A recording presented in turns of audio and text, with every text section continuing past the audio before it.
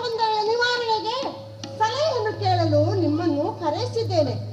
ತಂಗಿಯರಾದ ನೀವೆಲ್ಲರೂ ಕುಶಲವೇ? ಅಕ್ಕ, ನಾವುಗಳೆಲ್ಲ ಕುಶಲ. ನೀವು ಬರ ಹೇಳಿದ ವಿಷಯವನ್ನು ಹೇಳಿ. ನಾವುಗಳೆಲ್ಲ ನಮ್ಮ ಕೆಲಸ ಕಾರ್ಯಗಳನ್ನು ಸರಿಯಾಗಿ ಮಾಡಿಕೊಂಡು ಕುಶಲದಿಂದ ಇದ್ದೇವೆ. ಆದರೆ ಅಕ್ಕ, ನೀವು ನಮ್ಮ ನಾಡನ್ನು, ನಾಡಿನ ಜನತೆಯನ್ನು ಸುಭಿಕ್ಷವಾಗಿ ಕಾಯುತ್ತಿರುವುದರಿಂದ ಭಕ್ತರು ಪ್ರತಿ ಹುಣ್ಣಿಮೆ ಅಮಾವಾಸ್ಯೆ ಎಂದು ನಮ್ಮನ್ನು ಪೂಜಿಸಿ ನೈವೇದ್ಯವನ್ನು ಇಡುತ್ತಾರಷ್ಟೇ. ಹೌದು, ನಮ್ಮ ಪಾಲಿನ ನೈವೇದ್ಯವನ್ನು ಭಕ್ಷಿಸಿ ನಾವು ಸಂತುಷ್ಟರಾಗಿದ್ದೇವೆ. ಆದರೆ ನನಗೆ ಆ ಭಾಗ್ಯವಿಲ್ಲ. ಏನು, ನಮ್ಮ ಅಕ್ಕನಿಗೆ ನೈವೇದ್ಯ ಸಿಗುತ್ತಿಲ್ಲವೇ?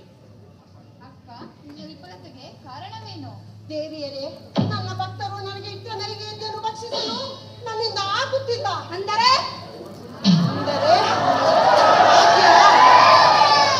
ಆ ಭಾಗ್ಯ ನನಗಿಲ್ಲ. ಏನಿದು? ನಂಬಲ ಅಸಾಧ್ಯ. ಇದಕ್ಕೆ ಕಾರಣ ಯಾರು? ತಂಗಿಯರೇ, ಇದಕ್ಕೆ ಕಾರಣ ಆ ಅಪ್ಪಚ್ಚು ಕವಿ. ಅಪ್ಪಚ್ಚು ಕವಿ ಏನದು ಸರಿಯಾಗಿ ಹೇಳು. ಅಪ್ಪಚ್ಚು ಕವಿ ಅರಮನೆಯಿಂದ ಮನೆಯನ್ನು ತಲುಪಲು 3 ಕೂಗನ್ನು ಹಾಕುವನಷ್ಟೇ. ಹೌದು, ಅವರ ಕೂಗಿನಿಂದಲೇ ನಾವು ಎಚ್ಚೆತ್ತುಕೊಳ್ಳುವುದು, ನಮ್ಮ ಕರ್ತವ್ಯ ಪಾಲನೆಗೆ ತೊಡಗುವುದು. ಅದಕ್ಕೂ ಇದಕ್ಕೂ ಏನು ಸಂಬಂಧ? ಅದು ಸರಿ. ಈಗ ನಾನು ಹೇಳುವುದನ್ನು ಪೂರ್ತಿಯಾಗಿ ಕೇಳಿ. ಅಪ್ಪಚ್ಚು ಕವಿ 3 ಕೂಗನ್ನು ಹಾಕುವನಷ್ಟೇ.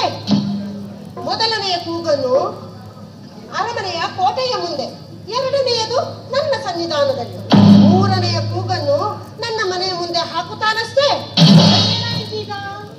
ಅದಕ್ಕೆ ಈಗ ಸ್ವಲ್ಪ ದಿನಗಳಿಂದ ಅಪ್ಪಚ್ಚು ಕವಿ ನನಗೆ ಸವಾಲಾಗಿ ನಿಂತಿದ್ದಾನೆ. ಅಂದರೆ ಅಂದು ಅಮಾವಾಸ್ಯೆಯ ದಿನ ಅಪ್ಪಚ್ಚು ಕವಿ ನನ್ನ ಸ್ಥಾನದ ಮುಂದೆ ಬಂತು ನಿಲ್ಲುವ ವೇಳೆಯಲ್ಲಿ ನಾನು ನೈವೇದ್ಯವನ್ನು ಭಕ್ಷಿಸಲು ಕುಳಿತಿದ್ದೆ. ಆಗ ಕವಿ ನನ್ನನ್ನು ನೋಡಿ, ಯಾರು ನೀನು ಎಂದು ಕೇಳಿದನು. ನಾನು ಕುಂದೂರುಮಟ್ಟೆ ದೇವಿ ಎಂದೆ. ಅದಕ್ಕವನು ಯಾವ ಭಕ್ತಿ ಭಾವನೆಯನ್ನು ತೋರದೆ ನನ್ನನ್ನು ಹಿಂದಕ್ಕೆ ತಳ್ಳಿ ನನ್ನ ನೈವೇದ್ಯವನ್ನು ಭಕ್ಷಿಸಿಬಿಟ್ಟನು.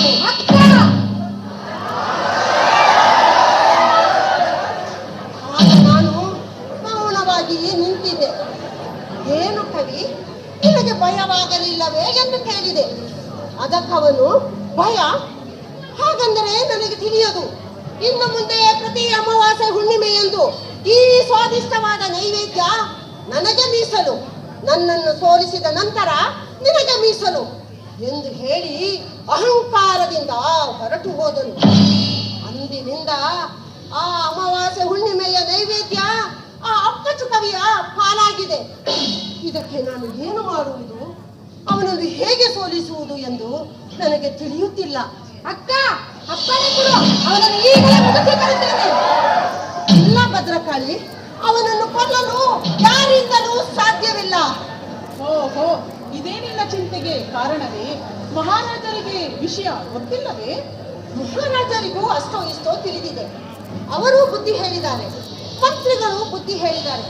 ಆದರೆ ಅದಕ್ಕವನು ಈಗ ಯುದ್ಧ ಶುರುವಾಗಿದೆ, ಇದು ಹೇಗೆ ಮುಗಿದರೂ ರಾಜ್ಯಕ್ಕೆ ಲಾಭ ಎಂದು ಹೇಳಿದ್ದಾರೆ. ಇದು ಚಿಂತಿಸುವ ವಿಷಯವೇ? ಅವನನ್ನು ಶಿಕ್ಷಿಸದೆ ಬಿಡುವ ಹಾಗಿಲ್ಲ. ಅವನನ್ನು ಬಿಟ್ಟರೆ ಅಕ್ಕನಿಗೆ ಆದಾಗ ನಮಗೂ ಆಗಬಹುದು.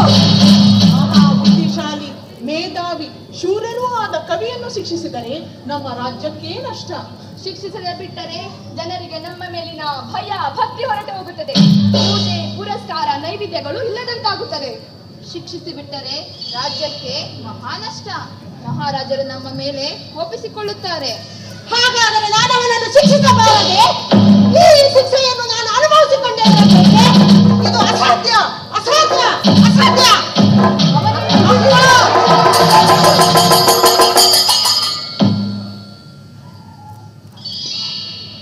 ಮಹಾರಾಜರಿಗೆ ವಿಷಯ ಗೊತ್ತಿರಲೇಬೇಕು. ರಾಜ್ಯವನ್ನು ಕಾಯುವ ದೇವತೆಗಳ ತಂಟೆಗೆ ಬಂದರೆ ಅದು ಮರಣದಲ್ಲಿಯೇ ಸಮಾಪ್ತಿ. ಅದು ಯಾರೇ ಆಗಿರಲಿ, ಕೊನೆಗೆ ರಾಜರಾದರೂ ಸರಿ. ಇದು ಕವಿಯ ಒಂದು ವಿಶಿಷ್ಟ ಬುದ್ಧಿ. ವಿಧಿ ಕವಿಯ ಸಾವಿಗೆ ನಮ್ಮನ್ನು ಕಾರಣವಾಗಿ ಬಳಸಿಕೊಳ್ಳುತ್ತಿದೆ. ಇದು ಪರಮೇಶ್ವರನ ಆಜ್ಞೆ. ಆದ್ದರಿಂದ ಕವಿಯ ಮರಣ ಎಲ್ಲಿ ಅಡಗಿದೆ ಎಂದು ಅವರ ಬಾಯಿಂದಲೇ ಕೇಳಿ ತಿಳಿದುಕೊಳ್ಳಬೇಕು. ಅದು ಹೇಗೆ? ಏನಾದರೂ ಉಪಾಯ ಮಾಡಲೇಬೇಕಲ್ಲವೇ? ಯೋಚಿಸಿ.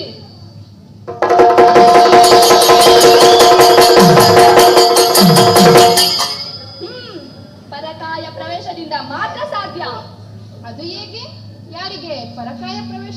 ಮಾಡುವುದು? ಹಾಗೆ ಬಾಯಿ ಬಿಡುವರೆ? ಇದರಿಂದ ಈ ಪ್ರಶ್ನೆಗೆ ಉತ್ತರ ಸಿಗುತ್ತದೆಯೇ? ಸಿಗದಿದ್ದರೆ ಸಾಕು, ಈಗ ನನಗೆ ಉಪಾಯ ಹೊಳೆಯಿತು. ಈ ಕಾರ್ಯವನ್ನು ನಿಮ್ಮೆಲ್ಲರ ಸಹಾಯದಿಂದ ಹೇಗೆ ಮಾಡಬೇಕೆಂದು ಈಗ ನನಗೆ ತಿಳಿಯಿತು.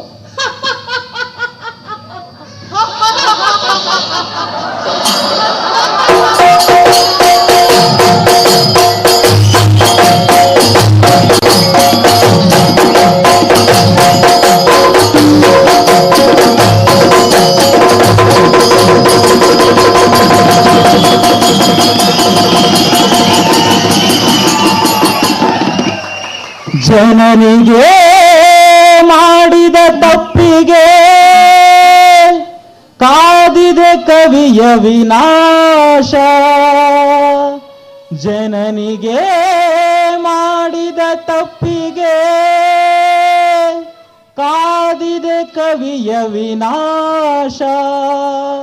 ಕಾದಿದೆ ಕವಿಯ ವಿನಾಶ. ಕಾದಿದೆ ಕವಿಯ ವಿನಾಶ.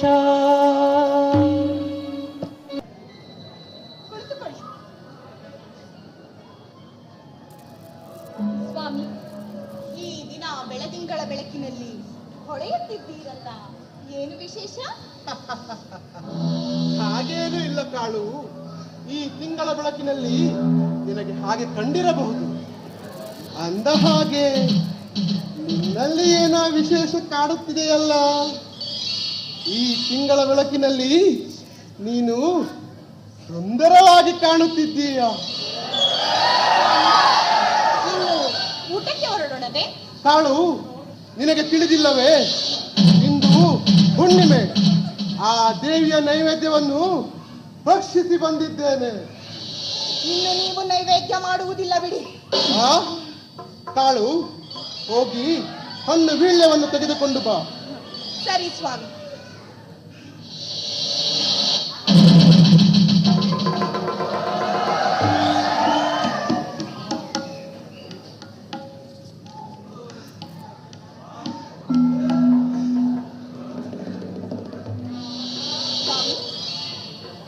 ನಾನು ನಿಮಗೆ ಹೇಳಿದ್ದೆ, ಆ ತಾಯಿಯ ತಂಟೆಗೆ ಹೋಗಬೇಡಿ ಎಂದು.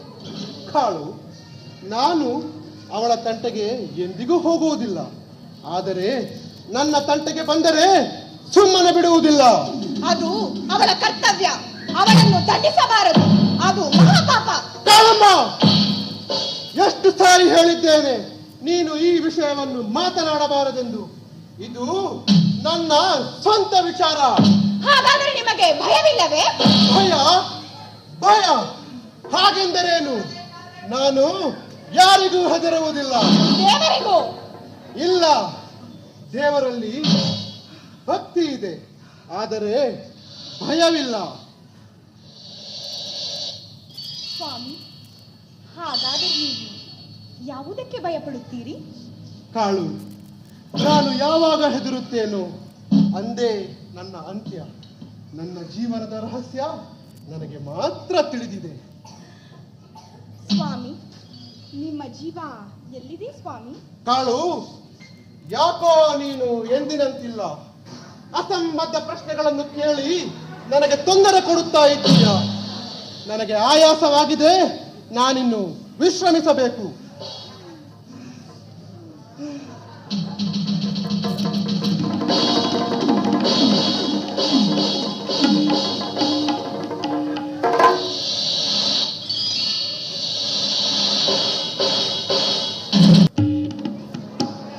ಮಹಾಮಂತ್ರಿಗಳೇ, ಈ ದಿನದ ಸಭೆಯ ನಂತರ ನಮ್ಮದೊಂದು ಕೋರಿಕೆ ಇದೆ.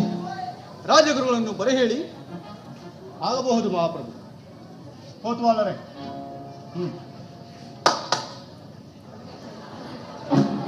ಮಹಾಮಂತ್ರಿಗಳೇ, ಇಂದಿನ ವಿಚಾರಣೆ. ಮಹಾಪ್ರಭು, ಮಲ್ಲಣ್ಣ ಕವಿಗಳ ಉದ್ದಟತನದ ವಿಚಾರಣೆ ನಡೆಯಬೇಕಿತ್ತು. ಆದರೆ ಮಗುವಿನ ಅನಾಹುತದಿಂದಾಗಿ ಎಲ್ಲರ ಮನಸ್ಸು ವಿಚಲಿತವಾಗಿದೆ. ಹಾಗಾಗಿ ಅವರ ವಿಚಾರಣೆ ನಡೆಸಬಹುದೇ? ಹಾಗೆಯೇ ಆಗಲಿ. ಕವಿಗಳನ್ನು ಕರೆತನ್ನಿ.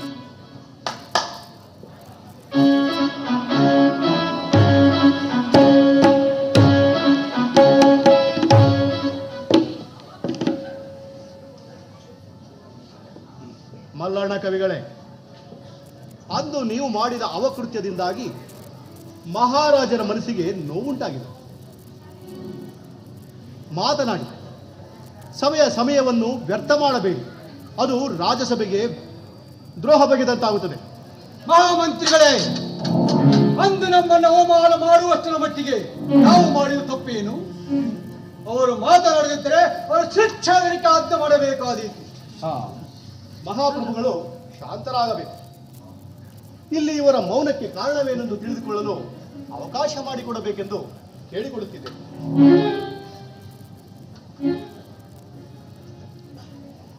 ಮಲ್ಲಣ್ಣ ಕವಿಗಳೇ, ಮಾತನಾಡಿ. ನೀವು ಈ ರೀತಿ ಮೌನವಾಗಿದ್ದರೆ ಈ ರಾಜ್ಯದ ಶಾಸನದ ಪ್ರಕಾರ ನಿಮ್ಮ ಶಿರಚ್ಛೇದನವಲ್ಲದೆ ಇಡೀ ನಿಮ್ಮ ಕುಟುಂಬವೇ ಶಿಕ್ಷೆ ಒಳಗಾಗುತ್ತದೆ. ಮಾತನಾಡಿ. ಮಹಾಪ್ರಭು, ನನ್ನನ್ನು ಕ್ಷಮಿಸಬೇಕು. ನನ್ನ ಉದ್ದಟತನದಿಂದ ನನಗೆ ಬೇಸರವಾಗಿದೆ. ನನ್ನ ತಪ್ಪಿನ ಅರಿವಾಗಿದೆ. ನನ್ನ ತಪ್ಪಿನಿಂದ ನನ್ನ ಕುಟುಂಬದವರೆಲ್ಲ ಹೊಣೆಯಾಗಿ ಶಿಕ್ಷೆಯನ್ನು ಅನುಭವಿಸುತ್ತಾರೆ ಎಂದು ತಿಳಿದಿರಲಿಲ್ಲ ಮಹಾಪ್ರಭು. ನನ್ನ ರಾಜ್ಯ ಶಾಸನದ ಪ್ರಕಾರ ತಪ್ಪು ಮಾಡಿದವರಿಗೆಲ್ಲ ಕುಟುಂಬಕ್ಕೆಲ್ಲ ಹೊಣೆಯಾಗುತ್ತದೆ ಎಂದು ತಿಳಿದು ತಪ್ಪಾಗಿದೆ ಮಹಾರಾಜ, ಕ್ಷಮಿಸಬೇಕು. ಮಲ್ಲಣ್ಣ ಕವಿಗಳೇ, ನಿಮ್ಮ ಈ ಉದ್ದಡತನಕ್ಕೆ ಕಾರಣ ಮನುಷ್ಯ ಸಹಜವಾದ ಈರ್ಷ್ಯೆ ಮಹಾಪ್ರಭು, ಈರ್ಷ್ಯೆ. ಅಂದರೆ ಎಲ್ಲಿ ನೋಡಿದರೂ ಅಪ್ಪಚ್ಚು ಕವಿಗಳಿಗೆ ಮಾತು. ಅವರದೇ ಗುಣಗಾನ, ಅವರ ಮೇಧಾವಿ ಶಕ್ತಿ, ಶೌರ್ಯ. ನನ್ನ ಈ ಶೌರ್ಯ ಈ ಈರ್ಷ್ಯೆಗೆ ಕಯ ಮಾಡಿಕೊಟ್ಟು ಬಿಡಿಸಬಹುದು. ಅದನ್ನು ತಮ್ಮಲ್ಲಿ ಅರಿಕೆ ಮಾಡಿಕೊಳ್ಳಲು ಈ ಉದ್ದಟತನ. ಇದರಿಂದ ನಿಮಗೆ ತೊಂದರೆಯಾಗುತ್ತದೆ ಎಂದು ತಿಳಿದಿರಲಿಲ್ಲವೇ? ಇಲ್ಲ ಮಹಾಸ್ವಾಮಿ, ನನಗೀಗ ತಪ್ಪಿನ ಅರಿವಾಗಿದೆ. ಅಪ್ಪಚ್ಚು ಕವಿಗಳು ನಿಜವಾಗಿಯೂ ಮೇಧಾವಿಗಳೇ. ಅವರನ್ನು ಹೊಗಳುವುದರಲ್ಲಿ ತಪ್ಪಿಲ್ಲ. ಅವರಂತೆ ನಾನು ಯೋಚಿಸಬೇಕಿತ್ತು. ನನ್ನನ್ನು ಕ್ಷಮಿಸಿ ಅವರೊಡನೆ ಸ್ನೇಹ ಮಾಡಿಕೊಳ್ಳಲು ಒಂದು ಅವಕಾಶವನ್ನು ಮಾಡಿಕೊಳ್ಳಬೇಕೆಂದು ಬೇಡಿಕೊಳ್ಳುತ್ತೇನೆ. ಮಹಾಮಂತ್ರಿಗಳೇ, ಇದೇನು ರಾಜ್ಯಸಭೆಯೋ ಅಥವಾ ಜೂಜುಕಟ್ಟೆಯೋ? ಮಹಾಪ್ರಭುಗಳು ಮನ್ನಿಸಬೇಕು. ಕವಿಗಳು ಈರ್ಷ್ಯೆ ಪಟ್ಟಿದ್ದು ಅಪ್ಪಚ್ಚು ಕವಿಗಳ ಮೇಲೆ. ಅವರೇ ಇದಕ್ಕೆ ಉತ್ತರಿಸಬೇಕು. ಕ್ಷಮಿಸಿ ಮಹಾಪ್ರಭು, ರಾಜಗುರುಗಳು ಆಸ್ಥಾನಕ್ಕೆ ಆಗಮಿಸುತ್ತಿದ್ದಾರೆ.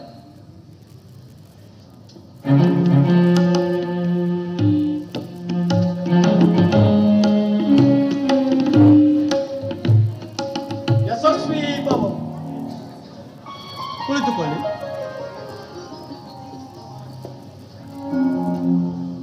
ಅಪ್ಪಚ್ಚು ಕವಿಗಳೇ, ಇದರಿಂದ ನಿಮಗೆ ಕೋಪ ಬರುತ್ತಿಲ್ಲವೇ? ಮಹಾಪ್ರಭು, ಇದರಿಂದ ನನಗೆ ಕೋಪವಾಗಲಿ ಬೇಸರವಾಗಲಿ ಇಲ್ಲ. ನನ್ನ ಮೇಲೆ ಈರ್ಷ್ಯೆ ಪಟ್ಟುಕೊಳ್ಳುವಂತಹ ಮಹಾಮೇಧಾವಿ ನಾನಲ್ಲ. ನಾನೊಬ್ಬ ಈ ರಾಜ್ಯದ ಸಾಮಾನ್ಯ ಪ್ರಜೆ. ಈ ದೇಹ ತಮ್ಮ ಸೇವೆಗೆ ಸದಾ ಸಿದ್ಧ ಮಹಾಪ್ರಭು. ಹೀಗಿರುವಾಗ ಮಲ್ಲಣ್ಣ ಕವಿಗಳೇ, ನಿಮ್ಮ ಈ ಈರ್ಷೆಗೆ ಕಾರಣವಿಷ್ಟೇ ಮಹಾಪ್ರಭು. ಎಲ್ಲಿ ನೋಡಿದರೂ ಅಪ್ಪಚ್ಚುಗಳ ವಿಷಯವಿದೆ. ತಾವುಗಳು ಸಾವಂತರು, ಮಂತ್ರಿಗಳು ಎಲ್ಲರೂ ಅವರ ವಿಚಾರವನ್ನೇ ಎತ್ತಿ ಹಿಡಿತೀರಾ. ಅವರ ಮಾತೇ ಕೊನೆಯಾಗುತ್ತದೆ ಮಹಾಪ್ರಭು. ಅಂದರೆ ಅವರ ಮಾತು ಸರಿಯಲ್ಲವೆಂದು ನಿಮ್ಮ ವಾದವೇ ಮಲ್ಲಣ್ಣ ಕವಿಗಳೇ? ಮಲ್ಲಣ್ಣ ಕವಿಗಳೇ, ನ್ಯಾಯವಾಗಿದ್ದರೆ ಮಾತ್ರ ನಾವು ಅದನ್ನು ವಿಚಾರಣೆಗೆ ತೆಗೆದುಕೊಳ್ಳುತ್ತೇವೆ, ಗೌರವಿಸುತ್ತೇವೆ. ಇಲ್ಲದಿದ್ದರೆ ಇಲ್ಲ. ಕವಿಗಳೇ, ಮಹಾಪ್ರಭುಗಳ ತೀರ್ಪು ನಮ್ಮ ಮೇಲಿನ ವಿಶ್ವಾಸದಿಂದ ಆಗುತ್ತದೆ ಎಂದು ನಿಮ್ಮ ಅನಿಸಿಕೆಯೇ? ಮಹಾಪ್ರಭು, ಈ ಉದ್ದಟತನಕ್ಕೆ ನನಗೆ ಮಾತ್ರ ಶಿಕ್ಷೆ ಕೊಡಬೇಕು. ನನ್ನ ಕುಟುಂಬದವರೆಲ್ಲ ಇದಕ್ಕೆ ಹೊಣೆಯಲ್ಲ. ನನ್ನ ಕುಟುಂಬದವರೆಲ್ಲ ಬಿಟ್ಟು ಬಿಡಬೇಕೆಂದು ಕೇಳಿಕೊಳ್ಳುತ್ತೇನೆ ಮಹಾಪ್ರಭು. ಅದು ಹೇಗೆ? ನಾವು ಇನ್ನೂ ಯಾವ ನಿರ್ಣಯಕ್ಕೂ ಬಂದಿಲ್ಲ. ರಾಜ್ಯದ ನಿಯಮವನ್ನು ಉಲ್ಲಂಘಿಸುವುದು ಅಷ್ಟು ಸುಲಭ ಸಾಧ್ಯವೇ ರಾಜಗುರುಗಳೇ? ರಾಜನ್, ಒಂದು ಶಾಸನವೆಂದು ಮಾಡಿ ಅದರ ಪಾಲನೆಯನ್ನು ಮಾಡಿದ ಮೇಲೆ, ಕೆಲವರು ಅದರ ಫಲಾನುಫಲಗಳನ್ನ ಅನುಭವಿಸಿದ ಮೇಲೆ, ಹೀಗೆ ಒಂದೇ ಸಾರಿ ಆ ಶಾಸನವನ್ನ ಪಾಲಿಸದಿದ್ದರೆ ಈ ಹಿಂದೆ ಅದರ ನೋವುಂಡವರಿಗೆ ಅನ್ಯಾಯವಾಗುತ್ತದೆ ರಾಜನ್. ಅದು ಅಲ್ಲದೆ ನಾವುಗಳೆಲ್ಲರೂ ಸೇರಿ ರಾಜ್ಯದಲ್ಲಿ ಕಳ್ಳ ಕಾಕರಿಗೋಸ್ಕರ ಮಾಡಿದ ಈ ಶಾಸನ ಅಷ್ಟು ಸುಲಭವಾಗಿ ಬಿಟ್ಟುಕೊಡಲು ಸಾಧ್ಯವಿಲ್ಲ ರಾಜನ್. ಒಂದೇ ಸಾರಿ ರಾಜ್ಯದಲ್ಲಿ ಶಾಸನವನ್ನು ಬದಲಿಸಿ ತೀರ್ಪು ಕೊಟ್ಟು ಬಿಟ್ಟರೆ ರಾಜ್ಯದಲ್ಲಿ ಜನರಿಗೆ ಭಯ ಹೊರಟು ಹೋಗುತ್ತದೆ. ಮಹಾರಾಜರಿಗೆ ಅವಮಾನ ಆದ ಮೇಲೆ ನಮ್ಮ ರಾಜ್ಯಕ್ಕೆ, ರಾಜ್ಯದ ಪ್ರಜೆಗಳಿಗೆಲ್ಲ ಅವಮಾನವಾದಂತೆ.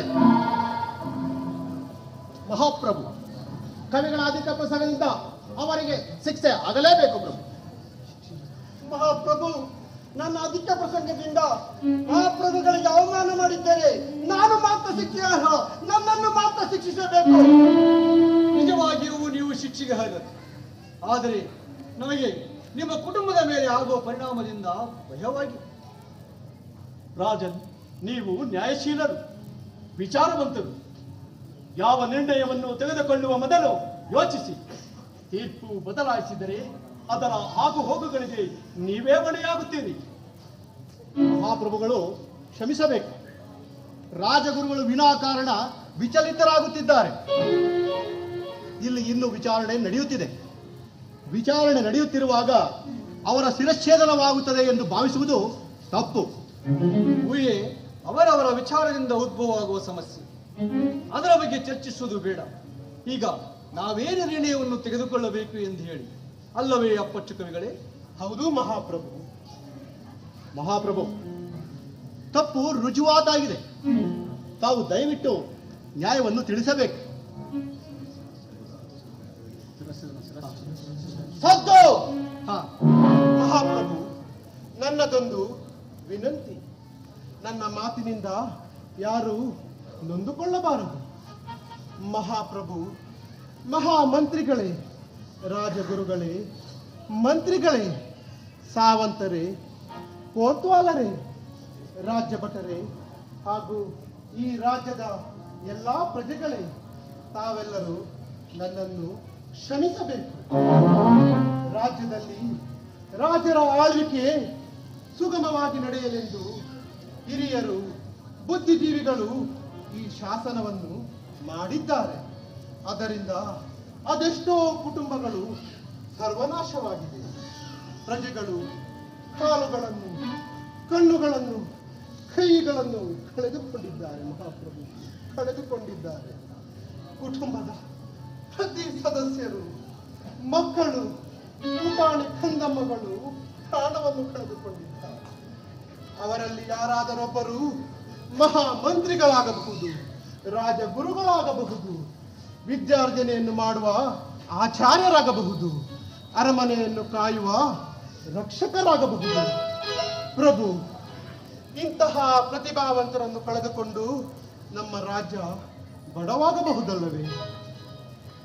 ಒಂದು ಮಗು ಬೆಳೆದು ದೊಡ್ಡವನಾಗಿ ರಾಜ್ಯಕ್ಕೆ ಸಲ್ಲಿಸಬೇಕಾದ ಸೇವೆಯಿಂದ ವಂಚಿತರಾಗುತ್ತಿದ್ದಾನೆ.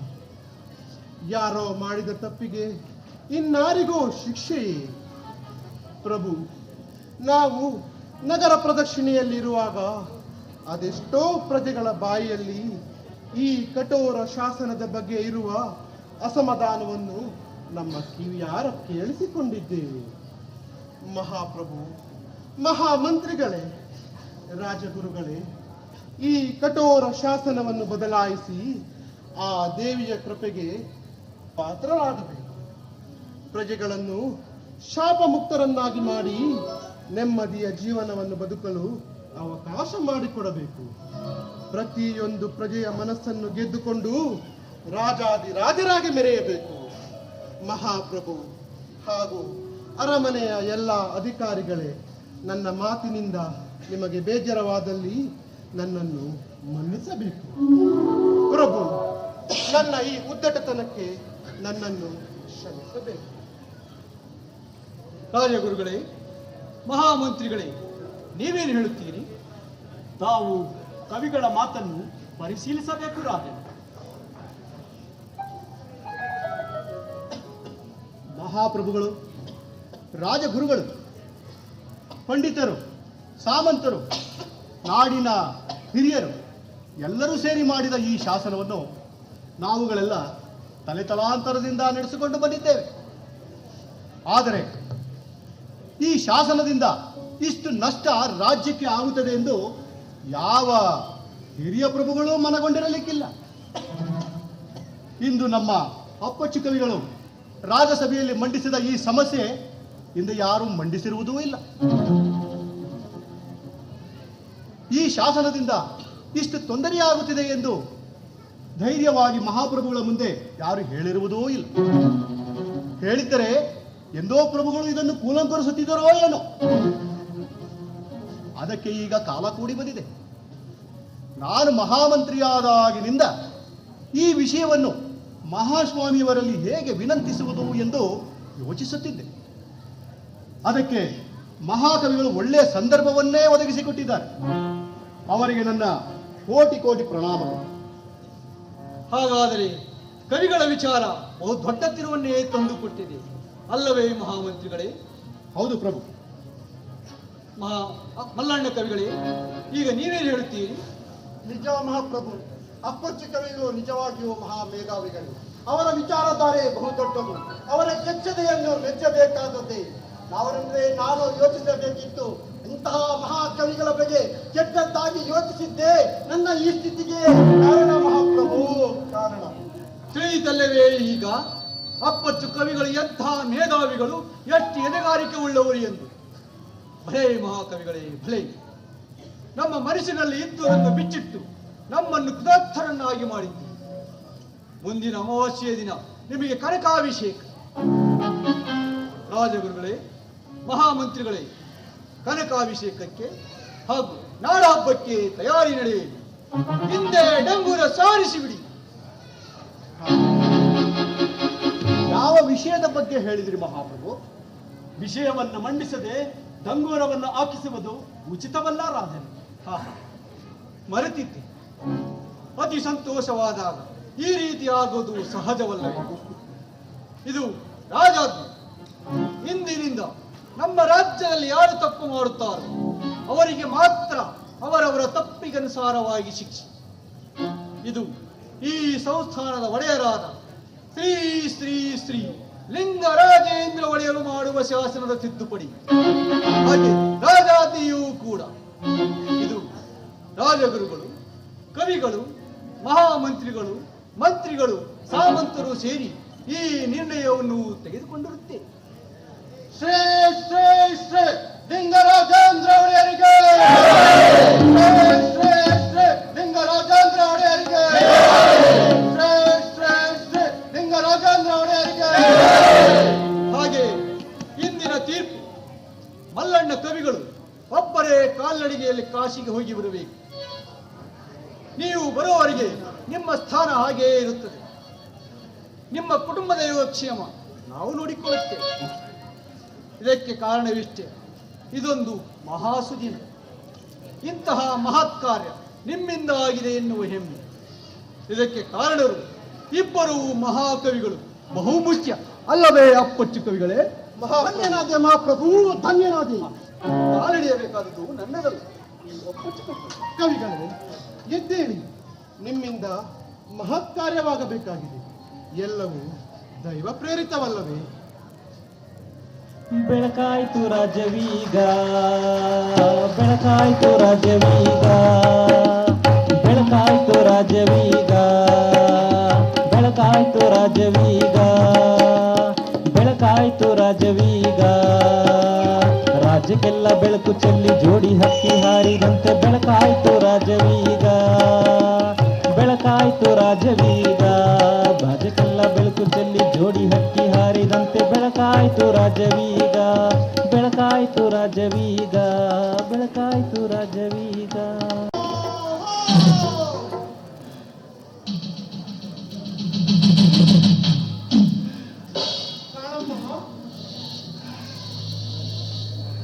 ಕಾಳಮ್ಮ, ಸ್ವಾಮಿ ಬನ್ನಿ.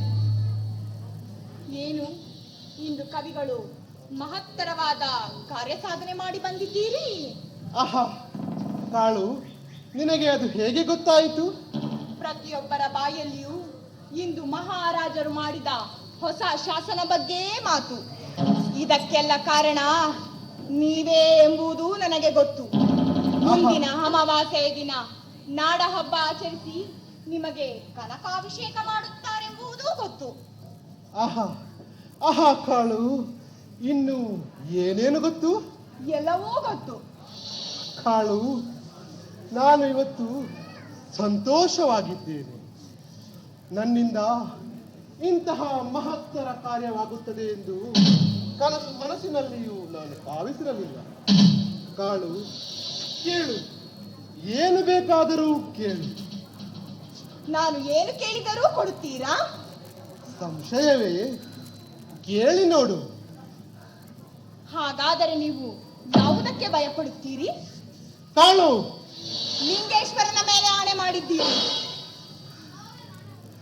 ಎಂಥ ಪ್ರಶ್ನೆಯನ್ನು ಕೇಳುತ್ತಿದ್ದೀಯಾ ಕಾಳು? ಈ ವಿಚಾರವನ್ನು ಬಿಟ್ಟು ಬೇರೆ ಏನನ್ನಾದರೂ ಕೇಳು. ಇಲ್ಲ, ನೀವು ಆಣೆ ಮಾಡಿದ್ದೀರಿ.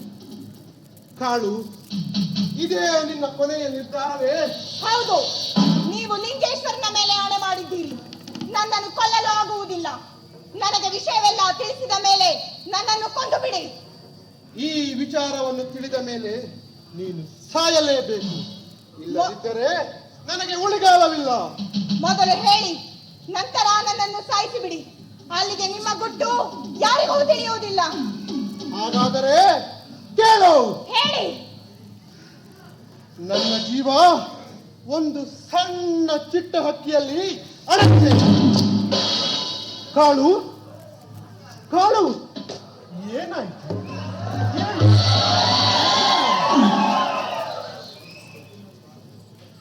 ಸ್ವಾಮಿ, ನಾನು ಏಕೆ ಇಲ್ಲಿ ಮಲಗಿದ್ದೇನೆ? ನೀವು ಯಾವಾಗ ಬಂದಿರಿ? ಏನು, ನಿನಗೆ ಇಲ್ಲಿ ನಡೆದ ಯಾವ ವಿಚಾರವೂ ಗೊತ್ತಿಲ್ಲವೇ? ಇಲ್ಲ ಸ್ವಾಮಿ, ನನಗೇನು ಗೊತ್ತಿಲ್ಲ. ನಾನು ನೋಡುತ್ತಿರುವುದೇ ಈಗಲೇ.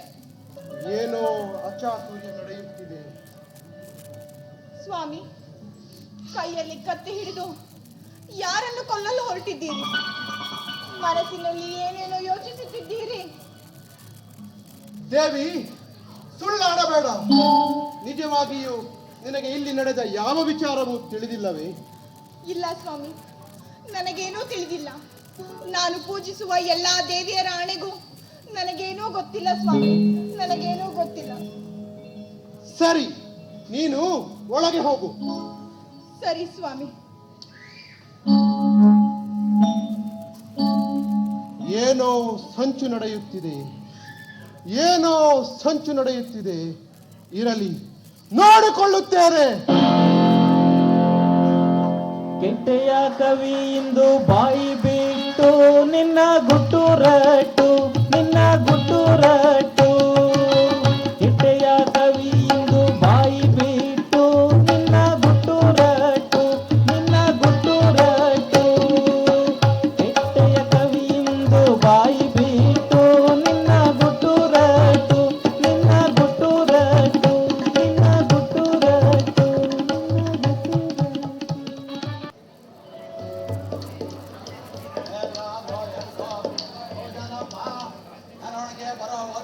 ಎಲ್ಲ ಎಲ್ಲೋದ್ರು ಪೂಜಾರಪ್ಪ ಹೋಗಿದ್ದಾರೆ. ಹಾ ಹಾ, ನನಗೆ ಬರುತ್ತೆ, ನೀವೆಲ್ಲ ರೆಡಿ ಮಾಡಿ.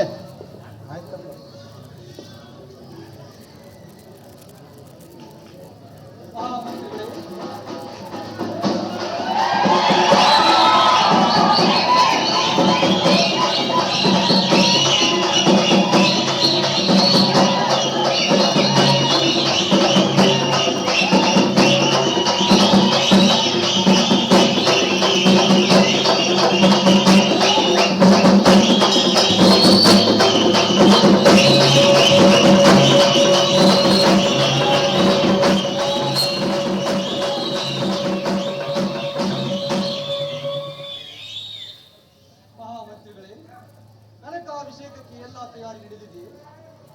ಮಹಾಪ್ರಭು, ಎಲ್ಲ ತಯಾರಿಗಳು ಪೂರ್ಣಗೊಂಡಿವೆ. ಅಪ್ಪಚ್ಚು ಕವಿಗಳೇ, ಪ್ರಭು, ಬನ್ನಿ.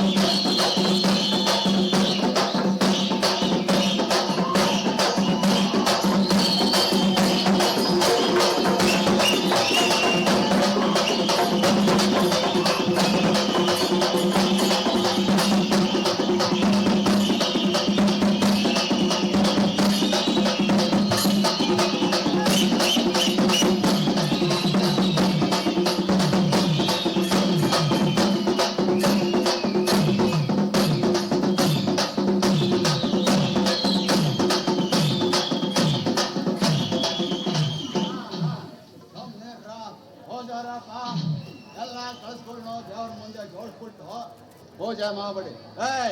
ಯಾರಾದ್ರೂ ಬಲಿ ಗಿಲಿ ಕೊಡೋರಿದ್ರೆ ದೇವಾಲಯದಿಂದ ಬಲಿ ಕೊಡ್ರಪ್ಪ. ಹಂಗೆ ಯಾರಾದ್ರೂ ಅರ್ಕೆ ಗಿರ್ಕೆ ಓದ್ಕೊಳೋರಿದ್ರೆ ಓದ್ಕೊಂಬಿಡಿ. ಅಮ್ಮ ತಾಯಿ ಇತ್ತು ಒಂದ್ ಮಗುನ ಕಿತ್ಕೊಂಡೆ, ಈ ವರ್ಷನಾದ್ರೂ ಇನ್ನೊಂದ್ ಮಗು ಪಾಲಿಸಮ್ಮ. ಅಮ್ಮ ತಾಯಿ ನಮ್ಮ ಮಗುನ ಕಿತ್ಕೊಂಡ್ಬಿಟ್ಟೆ, ಇನ್ನೊಂದು ಕರುಣಿಸು. ಪೂಜಾರಪ್ಪ ಪೂಜೆ ಮಾಡಿ ಮಹಾರಾಜರು ಬಂದ್ಮೇಲೆ ಮಂಗಳಾರತಿ ಮಾಡಿದ್ರೆ ಆಯ್ತು.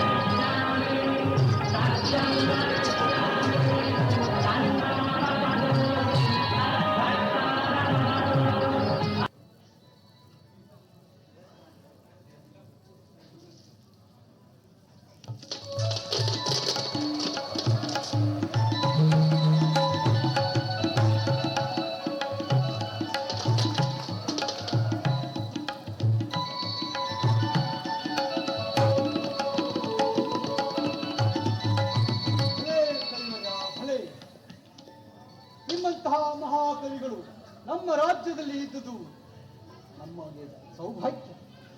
ಈ ಭಾಗ್ಯ ನಮಗೆ ಸಿಕ್ಕಿದ್ದಕ್ಕೆ ಬಹಳ ಸಂತೋಷವಾಗಿದೆ. ಇಂದಿನಿಂದ ಅಪ್ಪಚ್ಚು ಕವಿಗಳನ್ನು ಶ್ರೀರಾಜ ಮುಕುಟ ಎಂದು ಬಿರುದಾಂಕಿತರನ್ನಾಗಿ ಮಾಡುತ್ತೇವೆ.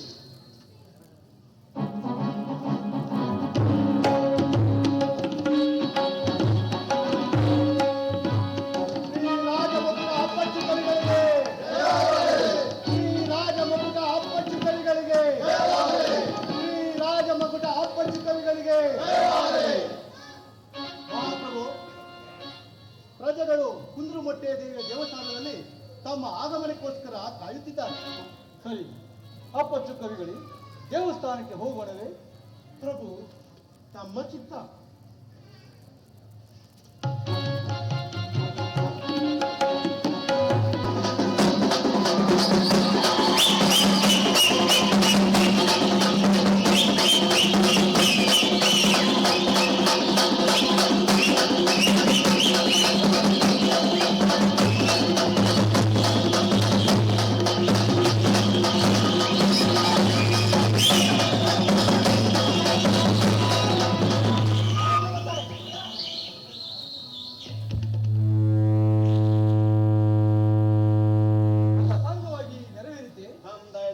ಎಲ್ಲ ಚೆನ್ನಾಗಿ ನಡೀತಾನೆ ನೋಡಿಯ.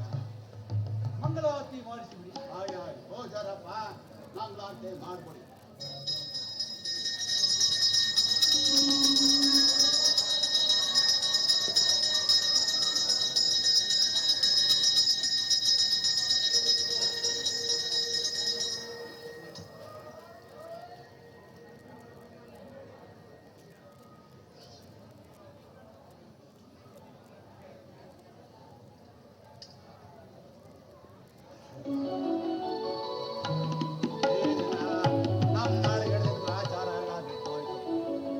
ಎಲ್ಲ ಶ್ರೀ ಅಪ್ಪಚ್ಚು ಕವಿಗಳ ಪವಾಡ ರಾಮಜ್ಜ. ತಾಯಿ ಆಜ್ಞೆನೂ ಹಂಗೆ ಇರುತ್ತೆ ನನ್ನ ನೋಡಿಯ. ರಾಮಜ್ಜ, ನಾವಿನ್ನು ಬರುತ್ತೇವೆ.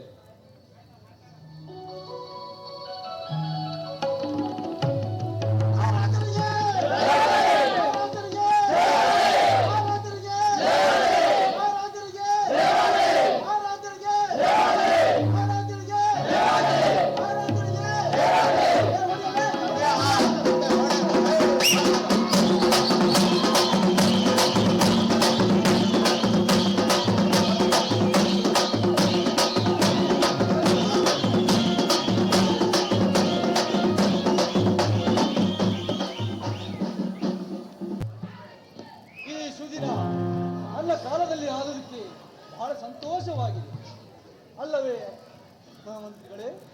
ಹೌದು ಮಹಾಪ್ರಭು. ಶ್ರೀ ಅಪ್ಪಚ್ಚು ಮಹಾಕವಿಗಳು ಇಂತಹ ಮಾತುಗಳನ್ನು ಆಡಿ ನಮ್ಮನ್ನೆಲ್ಲ ಕೃತಾರ್ಥರನ್ನಾಗಿ ಮಾಡಿದ್ದಾರೆ. ಮಲ್ಲಣ್ಣ ಕವಿಗಳು ತಪ್ಪು ಮಾಡಿದ್ದುದು ಒಳ್ಳೆಯದಾಯಿತು ಅಲ್ಲವೇ ರಾಜಗುರುಗಳೇ? ಇಂತಹ ಮಹತ್ವ ಕಾರ್ಯ ಆಗಬೇಕು ಎಂದು ದೈವ ಪ್ರೇರಿತವಾಗಿತ್ತು ರಾಜ.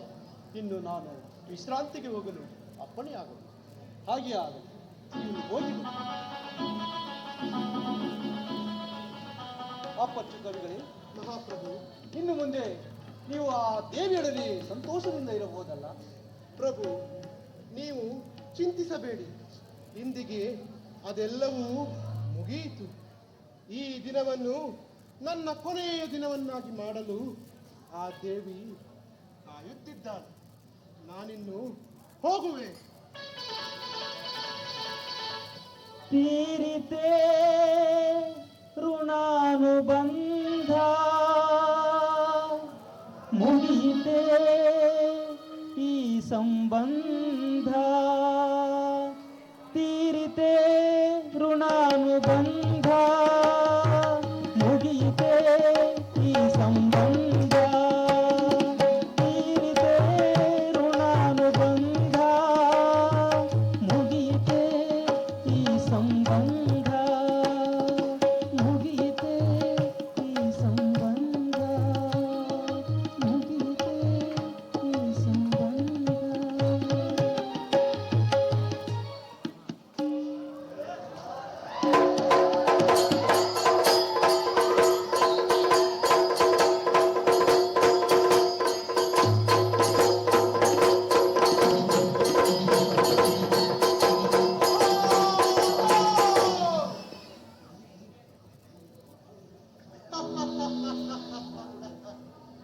ಏನ್ ತಾಯಿ, ಬಹಳ ಸಂತೋಷದಿಂದ ಇರುವೆ?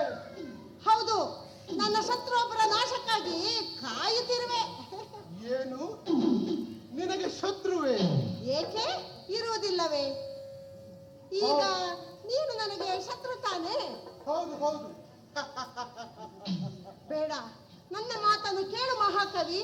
ನಿನ್ನಿಂದಾಗಿ ನಮ್ಮ ರಾಜ್ಯದಲ್ಲಿ ನಡೆಯಬೇಕಾಗಿದ್ದ ರಕ್ತದೋಕುಳಿಯು ನಿಂತಿದೆ.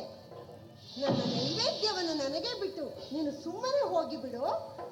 ದೇವಿ, ಸವಾಲು ನಾನು ಹಾಕಿದ್ದೇನೆ, ನೀನು ಅದನ್ನು ಮುಗಿಸಿ ಬಿಡು.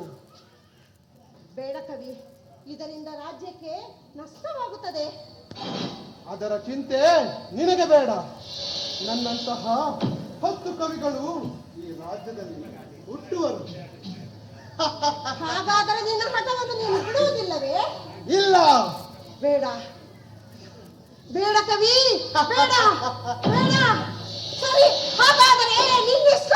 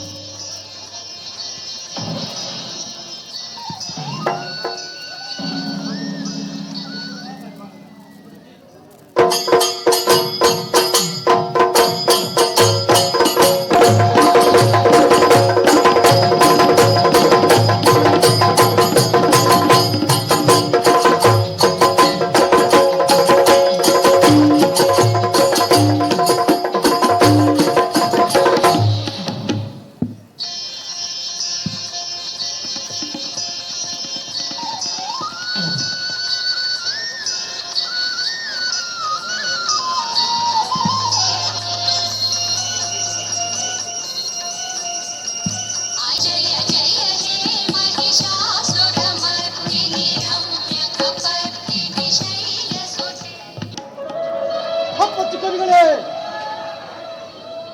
ದೈವ ಶಕ್ತಿಗೆ ಎದುರಾಗಿ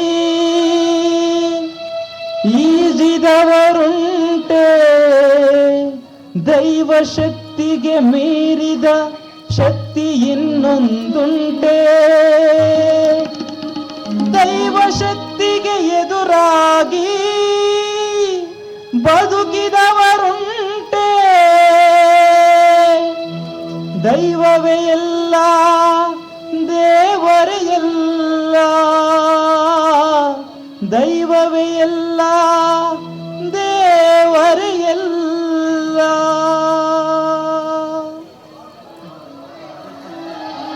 ಅಯ್ಯೋ ನೋಡಿದಿರೇನು ಮಹಾ ತೀರ್ಪು, ಆಯಿತೇ ಭಾರತ ಪುಣ್ಯ ಭೂಮಿ, ಪುಣ್ಯ ಭೂಮಿ, ಈ ಭಾರತ ಪುಣ್ಯ ಭೂಮಿ. ಇಷ್ಟೊತ್ತು ಕುಳಿತು ನಾಟಕವನ್ನು ನೋಡಿದ ಕಲಾವಿದರೆಲ್ಲರಿಗೂ ತುಂಬ ಹೃದಯದ ವಂದನೆಗಳು ಅರ್ಪಿಸುತ್ತಾ,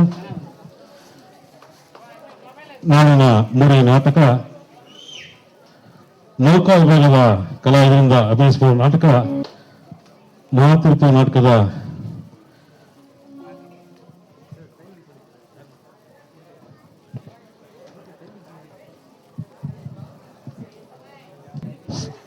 ಎಲ್ಲರಿಗೂ ಧನ್ಯವಾದ. ಈ ನಾಟಕದ ಕಿರುಪರಿಚಯ, ಪಾತ್ರ ಪರಿಚಯ. ಮೊದಲು ರಜನಿ VR ಪ್ರಕಾಶ್, ನಿರ್ದೇಶನ ಯಲ್ಲರೆಡ್ಡಿ ರೆಡ್ಡಿ. ಪಾತ್ರ ಪರಿಚಯ ಮಹಾರಾಜ ಯಲ್ಲರೆಡ್ಡಿ ರೆಡ್ಡಿ. ಅಪ್ಪಚ್ಚು ಕವಿ ನರಸಿಂಹ ನಾಯಕ್. ಮಹಾಮಂತ್ರಿ ರಾಘವೇಂದ್ರ KS. ಮಂತ್ರಿ ಶಿವಪ್ರಕಾಶ್ ಜಿ. ರಾಜಗುರು KLK ಸಿಂಗ್. ಮಲ್ಲಣ್ಣ ಕವಿ VR ಪ್ರಕಾಶ್. ಸಾಮಂತರು ದೇವರಾಜ್. ಕೋತ್ವಾಲ್ ಲಕ್ಷ್ಮಣ್ ನಾಯಕ್. ಚೆನ್ನಪ್ಪ ಪ್ರದೀಪ್ ಕುಮಾರ್. ಚೆನ್ನಮ್ಮ ನಾಗರತ್ನ. ಪೂಜಾರಿ ಗೋವಿಂದ. ಹುಚ್ಚ ವೇಣುಗೋಪಾಲ್. ಕುಂದ್ರಮಠ ದೇವಿ ಪಾರ್ವತಿರಾಜು. ಮೀನಾಕ್ಷಮ್ಮ ಕುಮಾರಿ ಸುಚಿತ್ರ. ದಂಡಿನ ಮಾರಿಯಮ್ಮ ಶೈಲಾಶ್ರೀ. ಕೋಟೆ ಮಾರಿಯಮ್ಮ ಕುಮಾರಿ ವೀಣಾ. ದಂಡಿನ ಮಾರಿಯಮ್ಮ ಕುಮಾರಿ ಮೌನೇಶ್ವರಿ. ಕಾಳಮ್ಮಾಜಿ ಕುಮಾರಿ ದಿವ್ಯಾ. ರಾಮಜ್ಜ ದಿನೇಶ್ H. ಕರಣಿಕರು ಶೈಲೇಶ್. ಸೂತ್ರಧಾರರು ವಿಜಯಕುಮಾರ್ ಕುಮಾರಿ ವಿಮಲಾ. ಸೈನಿಕರು ಪಾಲಾಕ್ಷ P. ಮಂಜುನಾಥ್, ಮೋಹನ್, ನರೇಶ್, ಶ್ರೀನಿವಾಸ್, ವೆಂಕಟಾರ್, ರಾಮಾಂಜಿನಿ. ಪ್ರಜೆಗಳು ರಂಗಯ್ಯ, ಗಂಗಯ್ಯ NT, ತಿಮ್ಮೇಗೌಡ, ಕುಮಾರಿ ಲಕ್ಷ್ಮಿ, ದೇವೇಂದ್ರಪ್ಪ, ರಾಜೇಶ್, ಶ್ಯಾಮ್, ರಾಜಕುಮಾರ್ NT, ರಾಘವೇಂದ್ರ ಹಾಗೂ ಕುಮಾರಿ ಛಾಯಾದೇವಿ. ತಾಂತ್ರಿಕ ವರ್ಗ ರಂಗಸಜ್ಜಿಗೆ ನಂದಕುಮಾರ್ ಮತ್ತು ಮೋಹನ್ P. ಬೆಳಕು ಸುಕುಮಾರನ್. ವಸ್ತ್ರಾಲಂಕಾರ ಶಿವಪ್ರಕಾಶ್ G. ಸಂಗೀತ ಮಾರಪ್ಪ. ತಬಲ ಕಿರಣ್. ಪ್ರಚಾರ ಕಲೆ ಮೋಹನ್ ಮತ್ತು ಜಗನ್ನಾಥ್. ಸಂಚಾಲಕರು ರಾಘವೇಂದ್ರ KS. ಹಿನ್ನೆಲೆ ಗಾಯನ ಶ್ರೀನಿವಾಸ್. ಚಂಡೆ ಸುರೇಂದ್ರ ಶೆಟ್ಟಿ ಮತ್ತು ಅರುಣ್ ಶೆಟ್ಟಿ. ಎಲ್ಲರಿಗೂ ಧನ್ಯವಾದಗಳು. ಶುಭರಾತ್ರಿ.